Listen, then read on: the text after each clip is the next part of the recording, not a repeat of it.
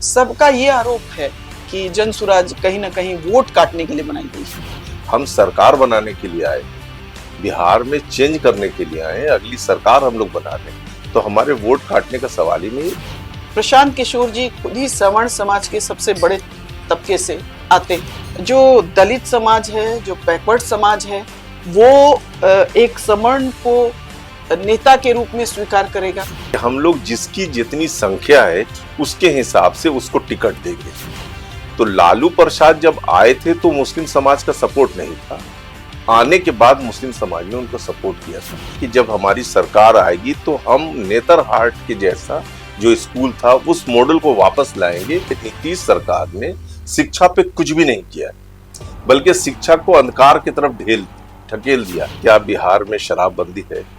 सिर्फ पेपर पे बंदी। अब तो होम डिलीवरी और आसान।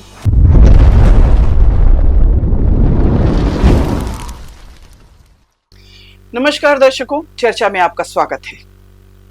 आज हम बातचीत करेंगे एक खास मेहमान से, उबैदुर रहमान जी। जन सुराज के कोर कमेटी के मेंबर हैं और ओवरसीज मामलों के इंचार्ज हैं। शिक्षाविद भी हैं। रहमान 30 नाम से इंस्टीट्यूट चलाते हैं। बच्चों को कम दर पर शिक्षा देने और शैक्षिक गतिविधियों में आगे रहते हैं। आज हमारी चर्चा इन्हीं के साथ होगी।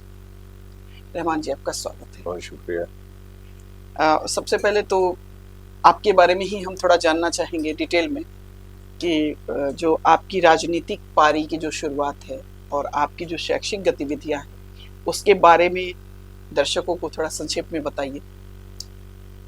मेरा नाम उबैदुर रहमान है और मैंने काफ़ी अरसे तक विदेश में काम किया है। करीब 30 साल मैंने विदेश में लगाया और वहाँ से आने का मूल कारण हमारा जो है वो ये था कि मैं शिक्षा के क्षेत्र में कुछ कर सकूं।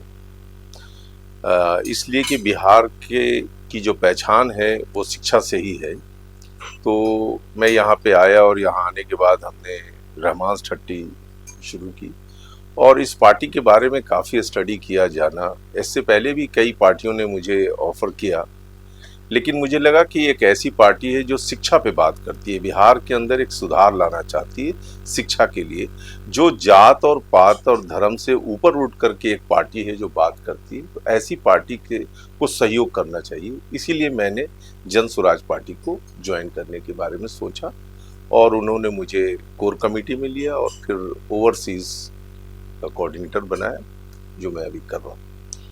जन सुराज बहुत धूमधाम से इसकी स्थापना हुई और काफ़ी बड़े बड़े दावे भी किए गए, लेकिन जो विपक्षी पार्टियां हैं, चाहे वो बीजेपी, जेडीयू हो या आरजेडी हो, सबका ये आरोप है कि जन सुराज कहीं ना कहीं वोट काटने के लिए बनाई गई है। तो आप इसके बारे में क्या कहेंगे? देखिए, जो अपोजिशन पार्टी होती है उसका काम होता है दूसरे पे आरोप लगाना।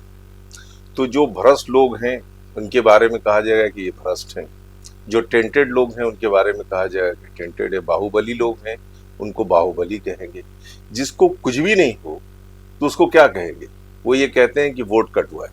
वोट कहाँ काट रही है पार्टी? जो पॉलिटिकल पार्टी, हम तो जीतने के लिए, हम सरकार बनाने के लिए आए, बिहार में चेंज करने के लिए आए, अगली सरकार हम लोग बना रहे हैं, तो हमारे वोट काटने का सवाल ही नहीं। ये सिर्फ अपोजिशन पार्टी हमारे ऊपर एक इल्जाम लगा रही है और इससे ज्यादा कुछ भी नहीं। जनता में पूरा सपोर्ट है हम लोगों को, हम लोग सरकार बनाने जा रहे हैं। एक इसी से जुड़ा हुआ सवाल ये भी है कि जो पार्टी के संस्थापक हैं प्रशांत किशोर जी, उन्होंने दलित को पार्टी अध्यक्ष बनाया और एक स्पष्ट संदेश दिया कि हाशिए पर जो लोग हैं, जो वंचित समाज के लोग हैं, उनको राजनीति की मुख्य धारा में लाएंगे।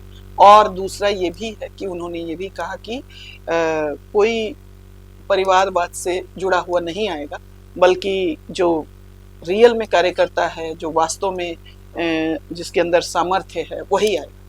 लेकिन अदर देन दूसरा प्रश्न ये भी उठाया गया कि प्रशांत किशोर जी खुद ही सवर्ण समाज के सबसे बड़े तबके से आते हैं, ब्राह्मण समाज से आते हैं, और बिहार की राजनीति में शुरू से ही जो बैकवर्ड और सवर्णों के बीच में क्लैश की स्थिति रही। तो ऐसे में क्या जो दलित समाज है, जो बैकवर्ड समाज है, वो एक सवर्ण को नेता के रूप में स्वीकार करेगा।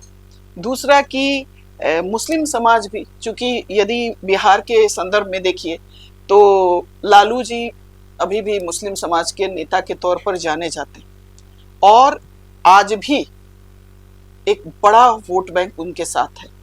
तो क्या मुस्लिम समाज के लोग भी प्रशांत किशोर की तरफ शिफ्ट होंगे? यदि होंगे तो क्यों हों? बहुत अच्छा सवाल है आपका। ये सारे सवाल, इसमें कई मल्टीपल सवाल किया आपने। तो सबसे पहला जो सवाल था आपका कि ये पार्टी दलित या मुस्लिम या रिप्रेजेंटेटिव, तो हमारी पार्टी जन स्वराज पार्टी ने पहले ही वादा किया हुआ है कि हम लोग जिसकी जितनी संख्या है उसके हिसाब से उसको टिकट देंगे। यानी माइनॉरिटी के लिए, बैकवर्ड कास्ट के लिए, ओबीसी कास्ट के लिए, जनरल से महिलाओं को, उनकी जितनी आबादी है उसके हिसाब से हम टिकट, ये बात ना सिर्फ हम कह रहे हैं, बार बार कह रहे हैं और हम लोग ऐसा करके भी दिखाएंगे।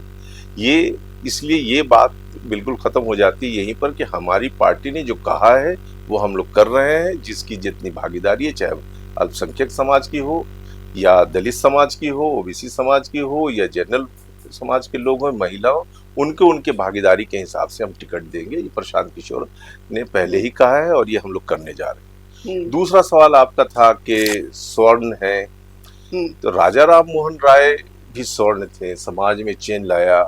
प्रशांत किशोर समाज में चेंज लाना चाहते हैं। चेंज लाने के लिए उसकी जाति देख करके नहीं किया जाता है। जाति ना पूछो साधु की, पूछो उसका ज्ञान।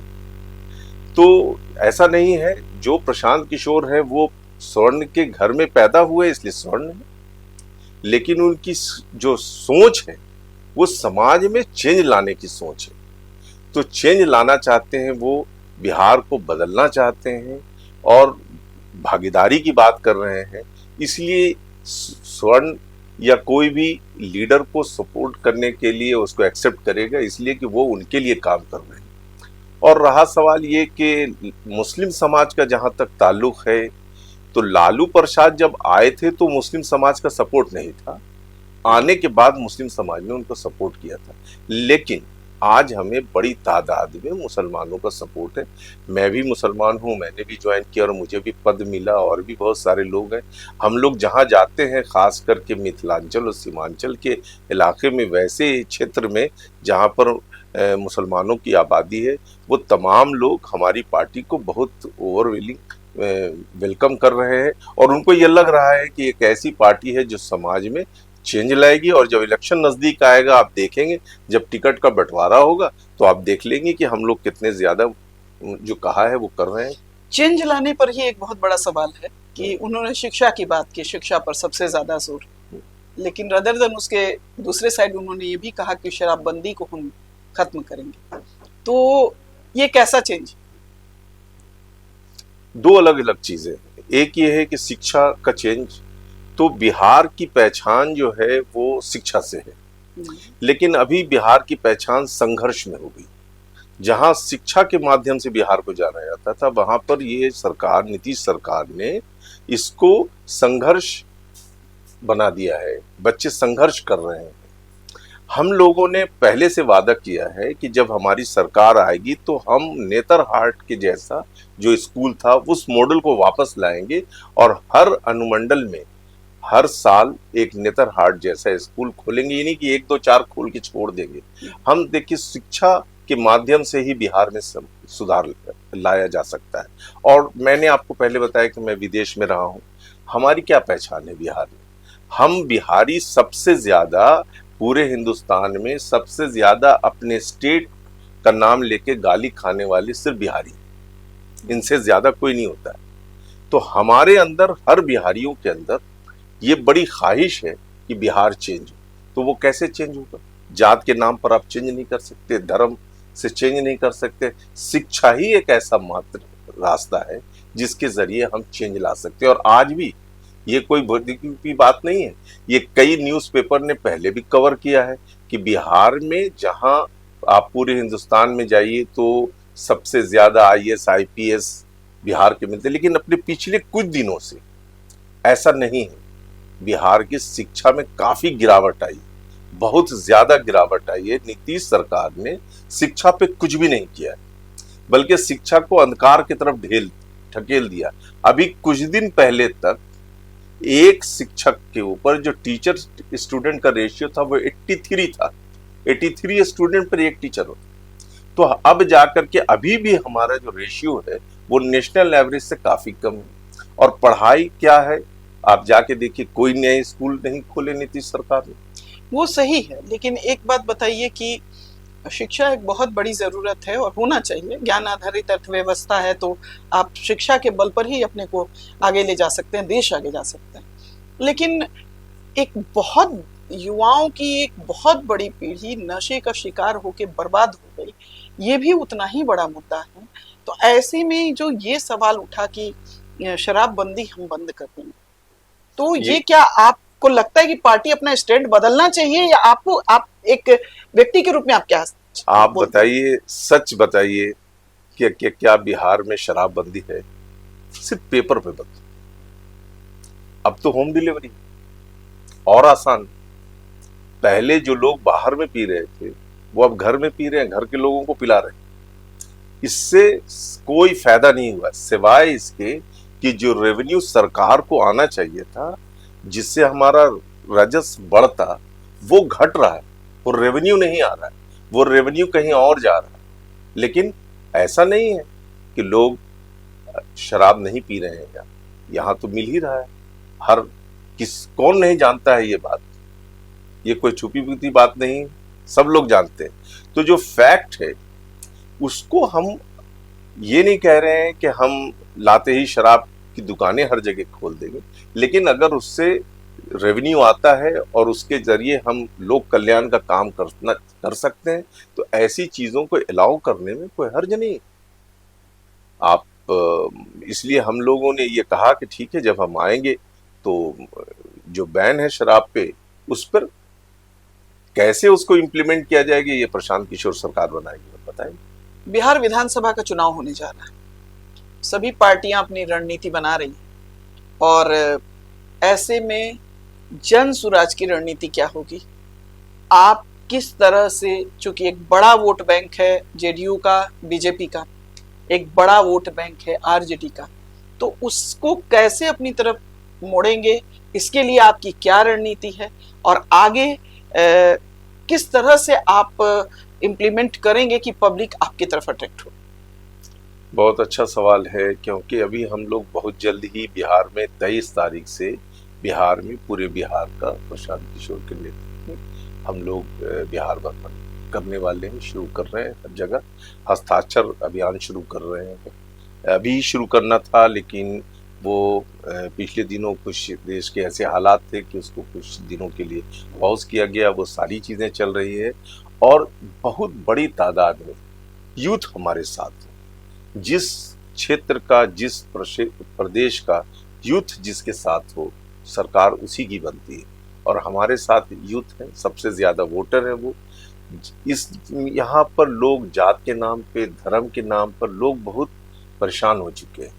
किसी को जात के नाम पे कुछ फायदा नहीं होने वाला। हमने बात करी कि हम यहाँ पर शिक्षा की बात करेंगे, चिकित्सा की बात करेंगे। शिक्षा की बात, चिकित्सा की बात से इकोनॉमी भी जुड़ा हुआ है। क्यों जुड़ा हुआ है? हम जो यहाँ पर चेंज बिहार के अंदर लाएंगे, लोगों को बता रहे हैं, वो क्या कह रहे हैं?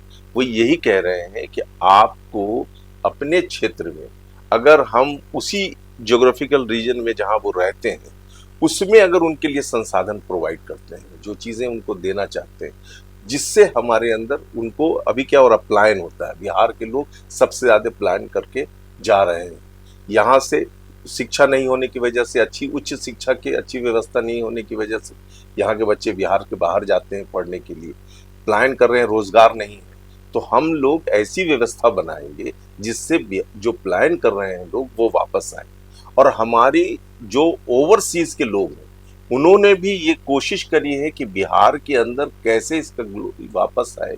इसके लिए हम लोगों ने कई पाइपलाइन प्रोग्राम बनाया, जो आगे आने वाले टाइम में आपको टाइम टू टाइम हम लोग बताते रहेंगे, दिखाते रहेंगे। और आपको वादा करते हैं कि हमारे साथ बहुत बड़ी तादाद में यूथ है और तमाम लोग, न सिर्फ यूथ है बल्कि हर वर्ग के, हर समाज के लोग हमारे साथ हैं। और इस इलेक्शन में भी, बाई इलेक्शन में भी हम लोगों ने बहुत अच्छा किया। तो हम आपको ये अश्योर करते हैं कि अगली सरकार जन स्वराज की बनने जा रही है।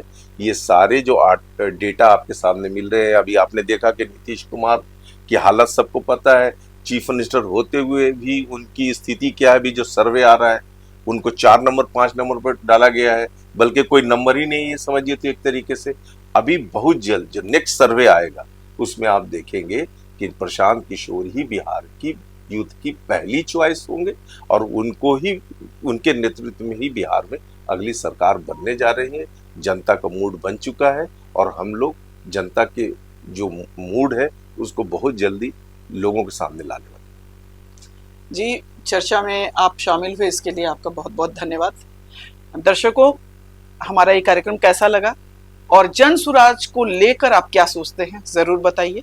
हमारे चैनल को लाइक करें, सब्सक्राइब करें और शेयर करें। नमस्कार।